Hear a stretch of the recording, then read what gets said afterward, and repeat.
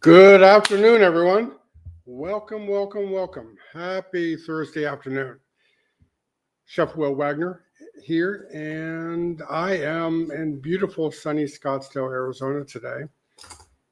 And what a day. What a beautiful day. It's been a little chilly in the mornings, but other than that, it's been beautiful afternoons.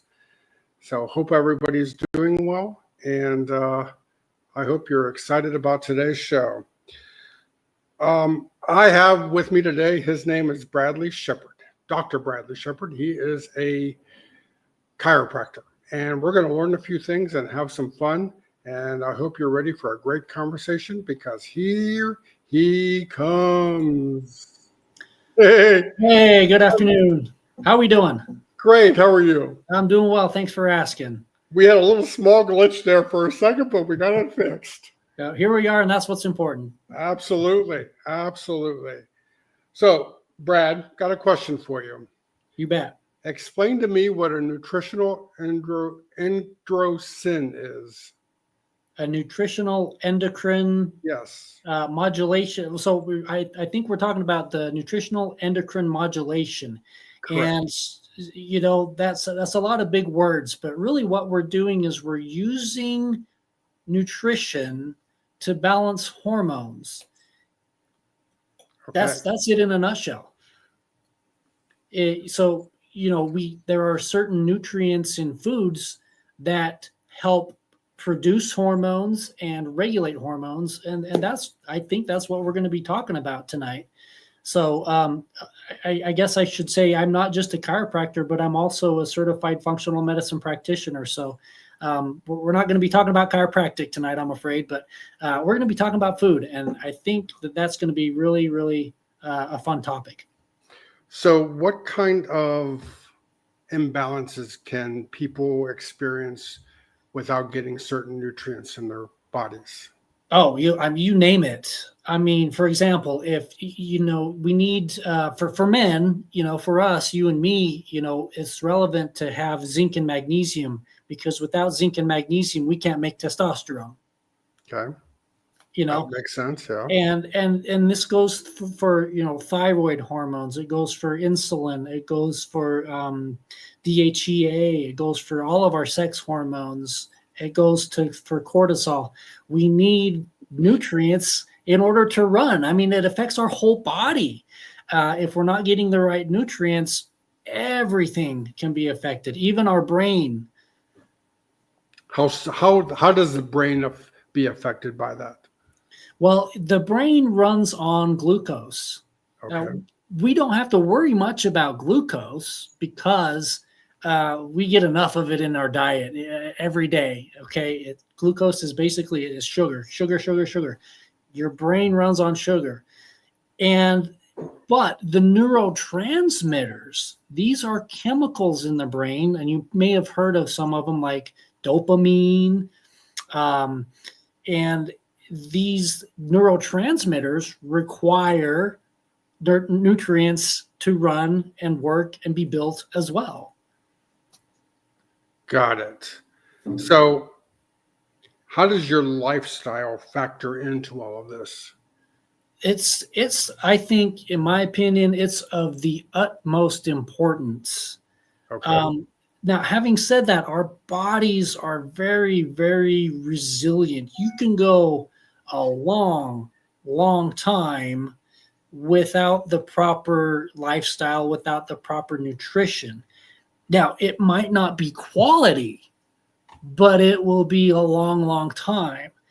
And eventually it starts to degrade. And a lot of the conditions that we see, with the muscle aches and the joints and pain and arthritis, a lot of times we just contribute it to getting older. Now, I'm not going to say that that's not a factor, but I mean, you've seen 60-year-olds that look like they're 40, and you've seen 40-year-olds that look like they're 60. And a lot of that has to do with lifestyle and making good, healthy decisions or not. So you work with mainly 40 to 50-year-old women. Am I correct? That's a huge part of who I work with, especially nutritionally wise and in the idea of balancing hormones. There's a lot of changes that happen at that age, with the hormones. I mean, hormones change throughout the life, with puberty and then with women and men, we got menopause and andropause, and we've got a whole spectrum of changes throughout our lives.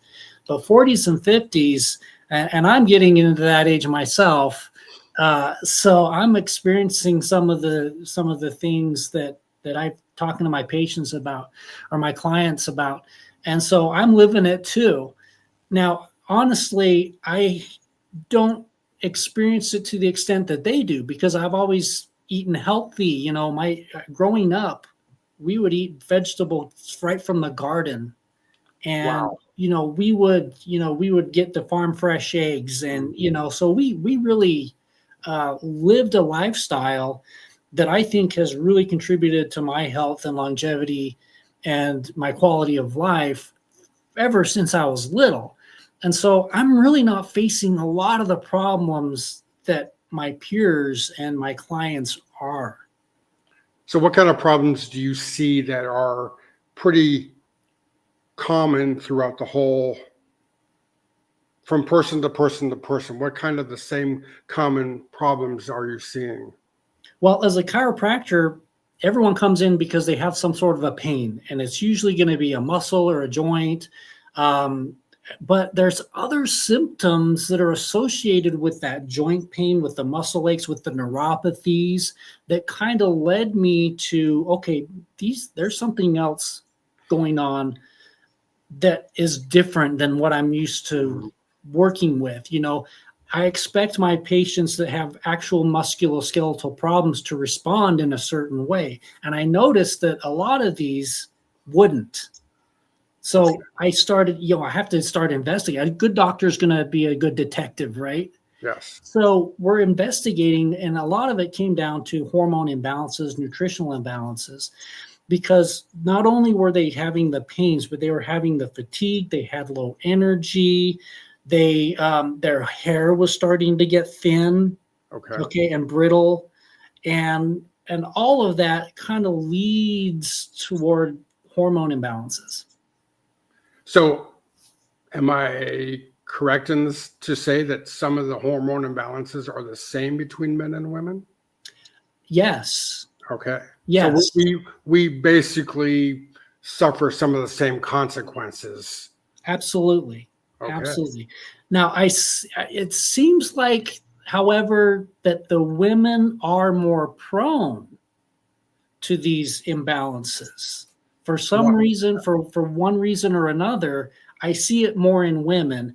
Or maybe it's simply the fact that women are more willing to talk about it. That's the key right there. I don't think men are find it easily to talk about than women do. They like to talk about it. They want to get it out in the open. Whereas, men keep it locked up inside and don't want to share it, and they think it's a reflection on being a man. Right. Yeah. Generally speaking, yeah, I would say that's absolutely, you've hit the nail on the head. So let's talk stress in relation to all of this. How does stress play, and is it different between men and women? Stress is stress, and it manifests in very, very similar ways. And we're humans have always dealt with stress, but in our modern day society, the stress is constant. Versus our ancestors, the stress came when they were getting attacked by a saber-toothed tiger and they were running for their life, right? Okay, yeah. Now, an upcoming deadline produces the same chemicals, the same hormones as being chased by a saber-toothed tiger. Our brains and our bodies don't know the difference. The main difference is that we're constantly being chased by a saber-toothed tiger in today's society. Whereas, in the ancient times, once the tiger was tired out and we escaped, we can rest. But we don't tend to do that in today's society. It's always a deadline, one deadline after another. We've always got something to do, whether it's a family function, a vacation. Even vacations can be stressful. Yeah, because they say you need a vacation to recover from the vacation you just had. Yes. So it's, and for me, it's all about balance. We can have the stress, but we also can take time to de-stress. And one of the best times to de-stress, in my opinion, is at the dinner table. And why is that? Because, well, if you're sitting at a dinner table to enjoy a meal and enjoy camaraderie, not think about what's going on at work, a lot of us have a tendency to work through lunch. Okay. Right? But at the dinner table, we're focused on dinner. Now, we might talk about what we're going to have for lunch the next day, but we're not really focused on deadlines. We're not really focused on, the whatever death in the family is going on, or it's a time that we can just kind of sit down, settle down, and eat. Now, if we take that opportunity and really take that opportunity to sit down and enjoy our meal, we're actually going to get a positive uplift in our feel-good hormones, our endorphins as well. So sitting around, taking time to eat and enjoy your meal, enjoy your family if you can, it's a really nice way to just kind of reset. So dinner with the family, and then it depends on what is mom or dad serving at that dinner. Oh, that plays a huge role. Yeah. Okay. What are your thoughts on that? So my thought as far as food goes, my rule of thumb is the closest that we can get it to its natural state, the better. Okay. And what does the natural state look like to you? So for me, like I said, when I was growing up, we had vegetables right from the garden. Okay. You can't get fresher than that. You can't get more to the natural state than that. Okay. If we're talking about water, the most natural state for water is from a well, from rainwater, as long as it's, not the first rain. Okay. And, or spring water, glacier water right from the mountain. If you've ever had glacier water right from the mountain, and you may have, because you live in the mountainous area, there's nothing better than water coming right out of the rock in the mountain. So what would you tell a family that lives in the city that doesn't have access to farm to table food and those types of scenarios? What do you recommend? Buy organic. And why is that? Well, the organic tends to use less pesticides, and they tend to have better farming practices. If you can source your food from like a local farmer's market, you're getting it more direct from the farm too. So luckily, we live in a society where we have refrigerated trucks, right, where we can ship things from very, very far distances and keep it fresh. So that's the most natural food. Now, if you go to McDonald's, that is so far from natural states. Right. Maybe the lettuce and tomatoes are, closer to the natural state, but everything else, it's highly processed. Even if they stop on the way home and pick up either pizza or, salads from one of the local restaurants and a full meal, like most restaurants are doing these days, they're putting together family meals to go. Yeah. And, to me, that helps, but it's still not the freshest that you can get. Correct. Yeah. There's always a cost for convenience. Yes. There we go. So question for you. What, in your opinion, how does functional medicine address the chronic pain that traditional approaches don't take? That's a really good question. I love that question. So let's say you have this chronic pain. Most people are going to go to their doctor, and that's a great place to go. Now, the doctor is typically going to prescribe you some sort of a medication. Well, if the pain is the problem, then the medication will take care of it. The medication will reduce that pain. But as soon as the medication wears off, what happens? Pain comes back, Pain comes right? back. Yes, absolutely. So my approach or a functional medicine approach is to say, okay, why are you having pain in the first place? Do you see the difference? Yeah, I see. Yeah, because you're asking to see what the root of the problem is. Right. Okay. And then what approach do you take then? Well, that's when the detective work starts. The fun part. Yes. So, sometimes it's really easy. My foot hurt. Well, why? Well, I stepped off the sidewalk wrong and I twisted my ankle. Okay, well, that's why, why is it still hurting after 6 months? That's a different question. So yeah, here's a little scenario. I'll take my own personal story. Sure. I'm 52 years old, diabetic, high blood pressure, high cholesterol, neuropathy in my feet. Yeah, there's great days and then there's not so great days. But I've learned through reading and things like this that caffeine affects my nerves. Mm-hmm. And I trim down from 3 to 4 cups of coffee a day to 1 cup of coffee a day, which tremendously helped my feet. Mm-hmm. And because I kept reading, you got to keep exercising, you got to keep moving, but it hurts to move. But yes, but what I wasn't thinking about is what I was putting into my body that it was adding to it, like the caffeine. Processed foods will help, with just disruption of the nerves and add, more anti-inflammatory, inflammatory issues with your body. So I've been reading and all of these subjects lately, and it's just fascinating, to read that, I can drink a cup of tea, still get a little caffeine, but it's not as much as a cup of coffee. But I've also learned that coffee helps with production of brown fat in your body versus white fat. So you got to find a little balance.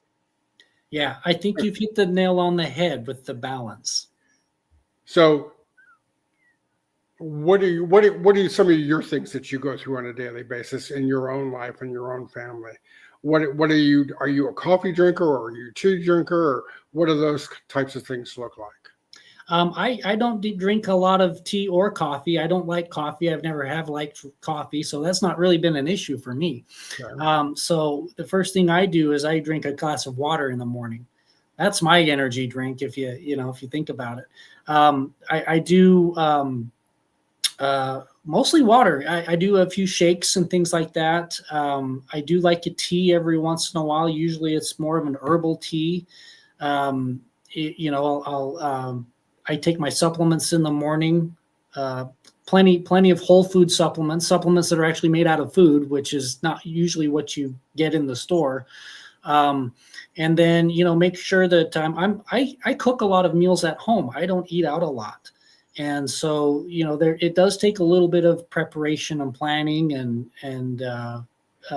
nowadays you can have your groceries delivered to your house, which can save you a lot of time, or you can have them, you can pick them up and have someone else kind of do your shopping, and you can just pick them up at the store.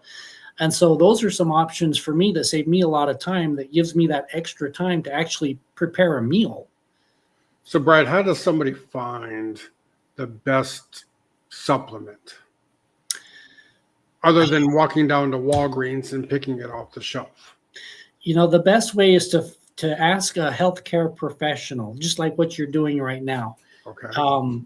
A lot of times, the whole food supplements are difficult to find in the stores because they are only sold through healthcare professionals. That's a sad reality. In addition, supplements aren't regulated by the FDA. So you can pick up anything you want, and it might be great. It might be awful. You might be, spending way too much money on your supplements because they don't even work, because you're not buying the right ones. Right. So the best way, and this is what I do with my clients, they come in and they do a full evaluation. I, ask them all of the questions. We talk about their diet, we talk about their lifestyle, and then we run blood labs, and we use all of that information to kind of determine, okay, these are the nutrients that you're missing. They're in these foods. Let's supplement with these foods, first of all. And then on top of that, let's supplement with whole food supplements. Does that make sense? Yes, but what's the difference between a whole food supplement and your average over-the-counter supplement? Okay, that's a great question. And a lot of people don't know this. I forget sometimes that this is just so natural to me because I've been doing it for so long. So if you go into the store and get like a multivitamin, like a Centrum or something like that, you look at the ingredients list and you're going to see, calcium carbonate, and you're going to see maybe some niacin, and you're going to see maybe some minerals like zinc, and you're going to see that they're in some form or another. These are all, you might see some B vitamins that are listed, right? Yeah. And these are all isolated vitamins. I'm not going to say that they don't work, because vitamins are vitamins. Now, okay, in food, the vitamins come with a whole bunch of other phytonutrients and factors and cofactors that actually help us use the vitamins better. And so a whole food supplement, you're not going to see those vitamins and minerals listed. You're going to see things like carrots, sweet potatoes, liver, adrenal, spleen, mushrooms, pea vine. Okay. All right. So and then not as many fillers. Correct. Okay. And what do you consider a filler? Anything that you can't pronounce. Okay. That's a good thing. Okay. All right. Share with us a success story of one of your clients, if you don't mind. Sure. My favorite story, and I still see her for this day. I saw her the other day. She came in with at least 2 autoimmune diseases that she knew of. She had the achy joints, she had the muscle aches, she had the fatigue, she had the brain fog, and she had the weight that she couldn't lose. After, I think, we worked together for about 6 months. She'd been dealing with this for over 3 years, by the way.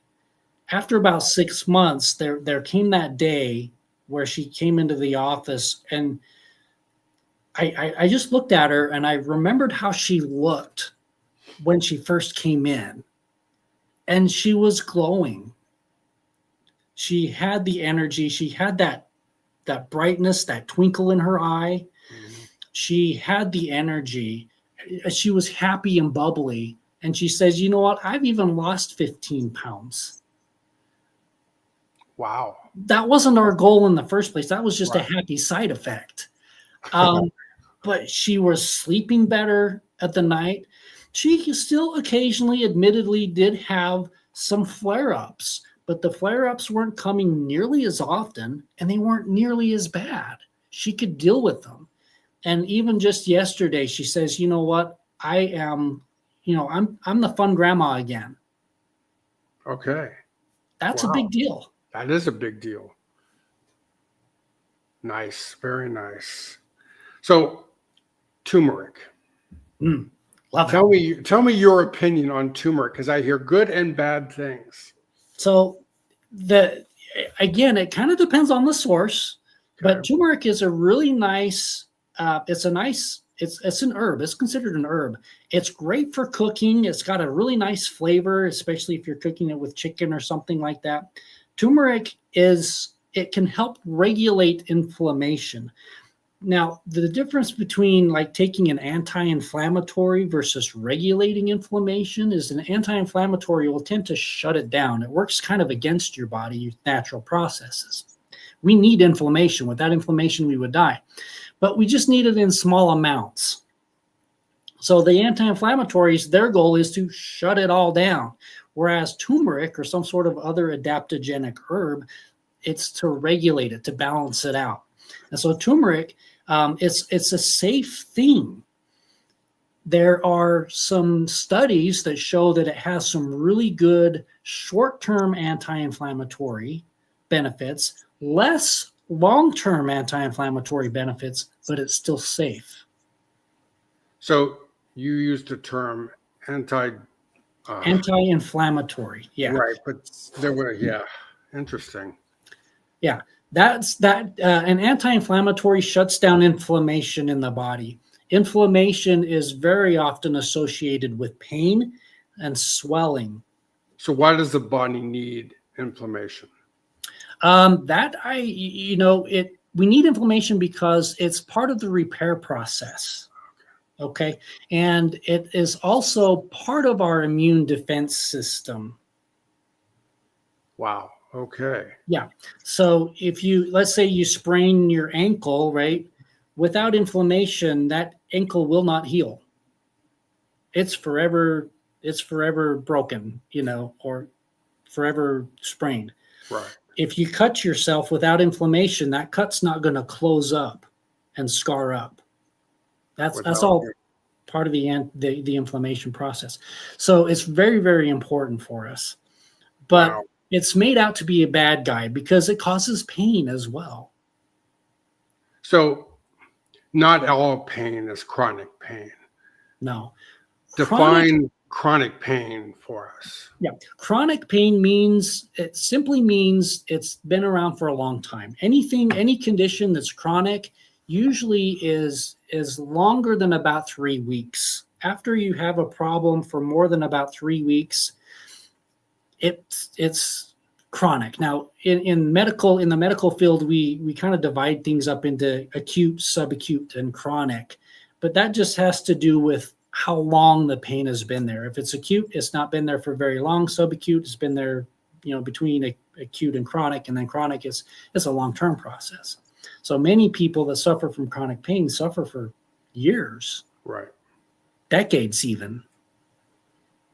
And are they aware of? I mean, I know they're aware of the pain, but are they aware of it being chronic, or are they just thinking that it's everyday pain? Yeah, the chronic it's a word that we doctors use, and a lot of the general public don't quite have a grasp on chronic. Sometimes people think chronic means severe. Okay. But it doesn't necessarily mean severe. It just means it's been there for a long time. And you can have mild chronic pain or severe chronic pain. What's the difference? Well, the mild chronic pain is, it's low grade. Okay. It's, it's your aches and pains that are just always there. And the severe pain is like, okay, I broke my arm. It feels like I've had a broken arm for 6 months. That's the chronic pain. Severe. There's not many things that are, a severe pain would be like a kidney stone. Right. Passing a kidney stone is very severe pain. So from all of the work that you've done, what is the process? Do you immediately go to meds, or do you try to heal chronic pain with diet and exercise? Well, fortunately or unfortunately, depending on which way you look at it, I'm not a medical doctor, so I don't do any medications at all. Okay. So everything that I do is from a natural approach. Okay. That's one of the reasons why I chose chiropractic over medicine, is because I wanted to try to do things from a natural rather than, here's a symptom, here's a pill. Okay. So I always like the idea of, trying to get to the underlying cause, I not to say that medicine is bad. It can be a lifesaver. It really can, literally and figuratively. It's really nice to get you through a rough episode. But my take is on, okay, let's get you these medications. So if you have high blood pressure, for example, and it's really uncontrolled and it's really, really high, yeah, get the meds. And the meds are going to take it down into a less life-threatening level. Right. So it's important, because the alternative is, if you have a really, really high blood pressure for a long time, you will die. You'll have a heart attack, you're going to have a stroke, whatever. Let's get that blood pressure down. But if you want to be on medications the rest of your life, that's fine. But for me, I'd rather use the medications to bring it down, and then figure out why it's elevated in the first place. So you don't have to rely on the medication for the rest of your life. I got my diabetes under control, got my blood pressure under control, and the doctor was literally over medicating me on metformin. Mm-hmm. And I started weaning myself off of the metformin because of the more changes to my diet that I was making. Now, I was a case and a half of Diet Coke a day person. That'll do it. And, as soon as I stopped drinking Diet Coke, I dropped about 80 pounds of my weight. And I remember the feeling that I started getting was like, I didn't need the Diet Coke because I was using it as a crutch. Mm-hmm. And because I wasn't really a big coffee drinker in my younger days. And I would use a can of Diet Coke to wake me up in the morning. And, you would walk into my kitchen and every station had a can on it. And my desk had several cans on it, because that's just how I got through the day. Mm-hmm. And you add not eating very well when you're a chef, you tend to you got to taste everything that exits the kitchen, and you got to eat sometimes the non-healthy foods versus the healthy foods. And you're a lot of times eating on the go. Mm-hmm. So with all of this, and, all the moms and dads and out there are going, they're coming, they're working both jobs. They're trying to pick up the kids. They're trying to go to all the kids events and the sports events, and still trying to maintain a certain life. What can people do? What's practical for people to do, men and women, on a daily basis to help kind of get back regulating their bodies and the way they feel and all of the emotions attached to it? That's a great question. And it really is tough. But in my opinion, it really comes down to priorities. If you prioritize your health, it's easy. Maybe, I hate to say this, but maybe the kids can play one less sport in order to have a family meal. Okay. Yeah. It's always about compromise. There's always a give and take. There's always a trade-off. I say that all the time. There's always a trade-off. And so that's the trade-off. You have to, and every person's going to be different. What do you really want in life? What's your priority? And what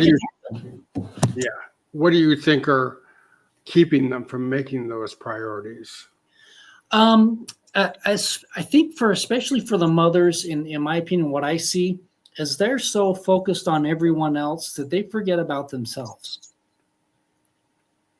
And my opinion, my view is that if you don't take care of yourself first, how in the world are you going to take care of everybody else and everything else? Yep. That's an age-old question. Yeah. So that's it. I mean, and as a parent, you make the rules. That's right. One of the nice things about being a parent is you can make those rules, and you can say, hey, we're having dinner at 6:00. We're having, we're going to have something healthy to eat at least once a day. Yeah. And if they, I've done this with my kids in the past. I don't like beans. You don't have to eat them, but I'm hungry. Sorry. Yeah, that's even growing up, there were things that I didn't like, and it took me a long time to even pick broccoli. It took me a long time to learn how to like broccoli, and that's because I had to learn how to cook it. Right. And a lot of people just either boil it or steam it to death, and it robs it of all of its nutrients. Right. And then they definitely won't like it because it's just a soggy piece of food on a plate.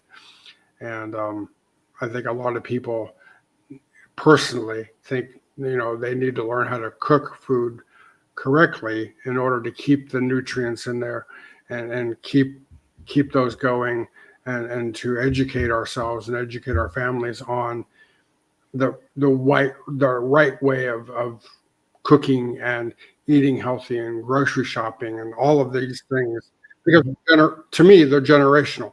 I shop based on how my mother and father shopped. You're absolutely right. Yeah. And I ate as a young adult how my mother fed us, and then it's like I am looking at that pot of chili that I just love, and I'm like, there is really nothing healthy in there, because we took all the healthiness away from the beans because we threw all the rest of it in there. And my mother put potatoes in her chili because that's the way she was taught how to make it. Mm-hmm. So I just, and again, these are just my opinions, that I think we need to take a step back and really look at what we're doing to ourselves and our families and the world around us, and creating and try to create a more of an atmosphere at home, because that's what you do at home is how the kids are taking it to school. And, we're taking it into the workplace. If we're stressed at home, we're going to be stressed at work. And it's just compounding on top of each other. And, if we learn to don't sweat the small stuff, and if we learn to talk out the big stuff, then it's not so bad. Yeah, you're absolutely right. A lot of us, we just do the way we were raised, and whether that was good or bad, those of us that are lucky to have, grown up in good families that talk, and we have family dinners, and we ate from the garden. I consider myself lucky to be one of those. We grew up in a loving family. We didn't have the drama. Yeah, both of my parents worked outside the home, but they were there for us. Right. So, I feel really, really lucky to have had that, and not everybody has, but it's never too late to learn. No, it's not. I didn't have a great upbringing, so I didn't have that. I wasn't surrounded by that loving part of the family get together, but I've had to teach myself that over the years, and then really look at how I wanted to continue to live, and break those generational bonds that I was taught as a kid that are not necessarily true. And it's not the way we treat ourselves and treat our people that are around us. So I had to relearn a lot of things as I grew up. And still to this day, I'm still teaching myself new ways of interacting with people and interacting with family members. And, it's not easy. No, it's not. It's not. But kudos for you. That's if you learn something every day, even if it's something little. Yep. So what are some myths and misconceptions of chronic pain and hormonal health and all of that? So one of the big myths is that, again, we kind of touched on this earlier, but as part of getting older, that may have a little bit to do with it. But again, our lifestyle is going to really change how we age. The second thing that there's a myth out there that everything is controlled by genes, and to an extent that's true. But genes are only reactive to their environment. There's a huge environmental factor when it comes to genes and how they are expressed. And so if you are smoking and eating the high fat, high sugar foods, you are increasing your risk for cancer. That cancer gene is going to switch on. Yeah. The opposite is also true. If you're eating well and you're not smoking, you're not drinking, you're getting the proper exercises, you're decreasing that risk of that cancer gene manifesting. So genetics does play a role. The whole, nature versus nurture argument, the answer is yes. They both play a role, and they can affect each other. Now, some genes we can't do anything with. Like if you're born with Down syndrome or whatever, there's nothing that we can really do. But even the lifestyle choices that we make can improve or degrade health, which adds to the quality of life. So no matter how you're born, no matter what you're doing, you can always make decisions. You can always make decisions that will either increase your potential or decrease your potential. And so it's not always genetic. There are things that you can certainly do. Another thing is, one of the big myths is, well, this is just how life is. I just have to deal with this pain because there's nothing I can do that's going to stop it. Well, that's not true. It may be true that you will always have pain. I don't want to say that it's possible to have a pain-free, depending on your life. If you've had surgeries or accidents or things that have really messed you up for life, there is a point where we can't. There's a point where we can only do so much, but we can always do something. Right. We can always choose to eat that broccoli or eat that French fry. Right.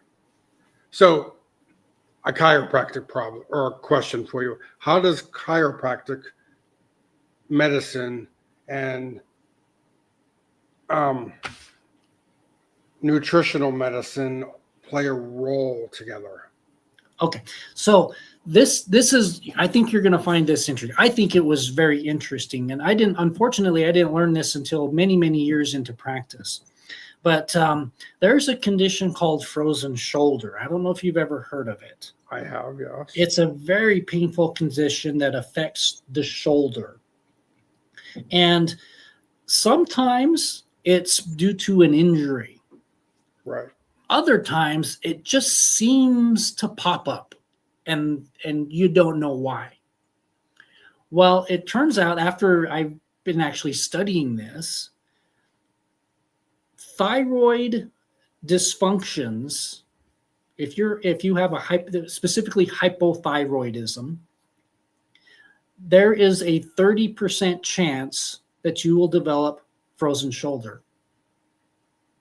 So thyroid dysfunction is an independent risk factor for frozen shoulder. So is diabetes. It's not as high as 30%. I think it's lower. I think it's closer to 15 or 20%. But it's still an independent risk factor for frozen shoulder. What is frozen shoulder? So frozen shoulder is that really painful condition in your shoulder that it makes it so you can't lift it much more above, your shoulder level. Okay. It's the technical term is called adhesive capsulitis. So these fibers develop, so it makes it almost impossible for you to move your shoulder, and you develop what I call penguin arms. If you can imagine penguin arms, where you just can't lift your shoulder up, you can't move everything, you can't comb your hair with frozen shoulder. It's very, very painful. Luckily, it will usually resolve after about a year or two. That's a long time. Yeah.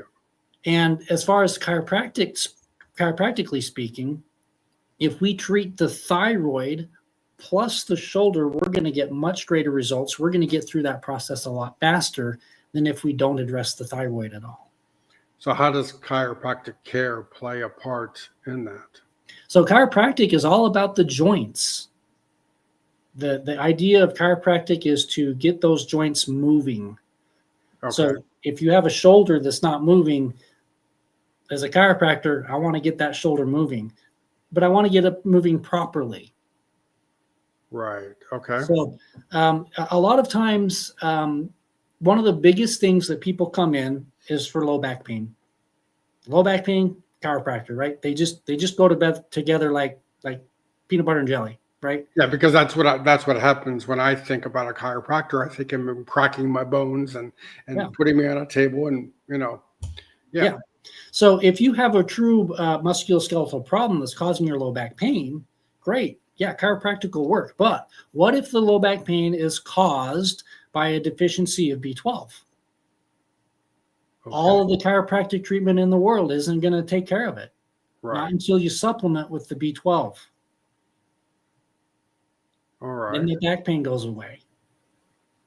So again, it's all about trying to find the underlying cause. Got it. Okay. Same thing with headaches. Okay. People come into my office for headaches all the time. Is it a headache that's from a stress headache? Okay. Is it a headache because of a thyroid problem? Is it a headache because of an estrogen or progesterone imbalance? Or is it a caffeine headache? Is it a caffeine headache? Yeah. Or is it because you're not getting your caffeine and so you're getting the headache? Is it a dehydration headache? Is it a headache because of pituitary gland dysfunction? Wow. Yeah. Interesting. So how does somebody advocate for themselves when they're going to the chiropractor or they're going to their medical doctor and they're trying to describe these aches and pains and whatever it is, these illnesses, and all they're being given is meds? What do they tell the doctor? How do they speak and speak up for themselves, for the doctor to look at everything and look at the root cause of it all? Yeah, that's a difficult thing in medicine because they only have so many minutes per patient, right? So a lot of medical doctors, first of all, they don't have the time to address everything. A lot of people don't want it anyway. A lot of times they don't have sufficient training in nutrition or anything like that either. They have a little bit, but not enough to help as many people as they can. So really the best thing that one can do when they're at the doctor's office is ask questions. Why? Doctor, why am I having this? Now, a good doctor will say either I don't know, let me find out, or they will already know because they've experienced it before. That's a good doctor. A good doctor is going to say, hey, let's figure it out. So that's the way you can determine how the doctor is going to react to you. Yeah. And there are plenty of medical doctors that will take that approach. Yeah. They'll say, eat a healthy diet, get your, proper exercise, make sure you're getting your B vitamins, make sure you're getting enough magnesium. Other doctors are just going to write the scripts and send you on your way. Now, a functional medicine doctor, a lot of chiropractors are going into the functional medicine, but there's a lot of medical doctors that are into functional medicine as well. And so if you find a functional medicine medical doctor, they'll be able to help you with medications and with the natural. So that's the important element, is finding that functional medicine doctor. Yeah. Yeah. Or a doctor that'll do some detective work and try to figure out why you're having what you're having. So just a regular MD is not going to have that. They should or not. They should. Okay. But like every profession, you're going to have the really, really good ones that really, really care. And then you have the other ones that are looking for a paycheck. Right. That's true among all professions, lawyers, doctors, chefs, maybe, I don't know. chiropractors, massage therapists, nutritionists, dietitians, construction workers, government officials. Interesting. Fascinating conversation, Brad. Right. I got thousands of more questions in my brain, and it's just like, okay, start asking more questions. And I think the Good. more questions that we ask, the better we'll be. So Yes. I have a question for you. If I was to come to your house, what's in your refrigerator, Brad? Oh gosh. Not much. I have some condiments. Let's see. I know I have pickles. I have some ginger. I have let's see. I just ate my sweet potato, so my sweet potato's not in there anymore. Let's see. Oh, I've got some salmon in there for dinner tonight. I have. I think I've got some salad in there. So do you go to the grocery store a couple times a week, or do you go one time a week? Or I go once a week. Okay. Yeah, I go once a week, usually on a Sunday, when everybody else does. Got it. All right. I'll be honest with you. I'll be really brutally honest with you. I do have a beer in there, and I think I might have a Pepsi in there as well, because every few weeks I'll pop one open. I always say moderation in all things. Moderation in all things. Absolutely. We all have our little things that we like to do every now and then. Mm-hmm. So, Brad, thank you very much. What a stimulating conversation. It's been my pleasure. It's been really fun. We've talked about things that I wasn't expecting, but that's kind of the way conversations go sometimes. Sometimes they just go off that way. So, yeah. All right. Brad, thank you very much. And hang out backstage, and I'll be right with you. All right. My pleasure. Thank you again for having me. It's been fun. Thank you. Well, there you go. What can you say to that? So now it is truly the more you know. So don't be afraid to ask questions, and don't be afraid to raise awareness when you know something and somebody doesn't know something, and share knowledge. That's what's going to help everybody just grow and level up with their lives and their medical situations and their health and their wellness. So remember, take care of everybody, take care of yourself first and foremost, and take care of your families.